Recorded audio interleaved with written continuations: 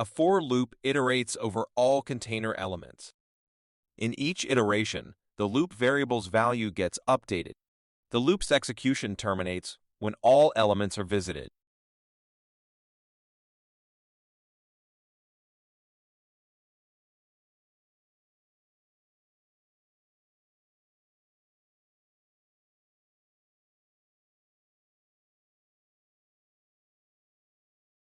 In the example, nameList is a container of string values. Elements in the container will be assigned to the variable name in order.